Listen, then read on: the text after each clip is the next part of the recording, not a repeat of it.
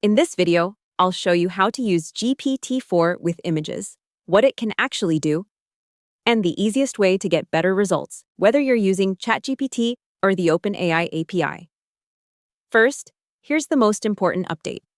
In OpenAI's current docs, the older idea of GPT-4 with images has mostly shifted to newer image-capable models. OpenAI's model documentation says its latest models support text and image input, and model pages for GPT-4o and GPT-4.1 specifically list image input support. So what does that mean in simple terms? It means you can upload an image and ask the model to analyze it. That image could be a screenshot, a chart, a document, a product photo, a diagram, or something you took with your camera. OpenAI's Vision Guide says image-capable models can process image inputs to analyze what they contain. And ChatGPT's Capabilities Overview says ChatGPT can analyze uploaded images, diagrams, screenshots, or charts. If you're using ChatGPT, the easiest method is to upload a photo or image directly in the conversation and then ask a clear question.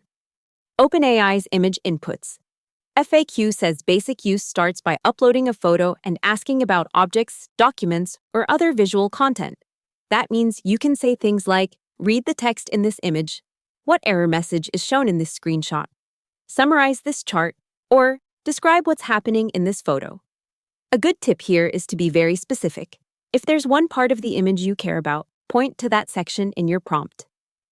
OpenAI's Image Inputs FAQ also recommends marking up an image beforehand if you want to draw attention to a specific area, because that helps ChatGPT focus on the right details. If you're using the OpenAI API, the process is similar in concept.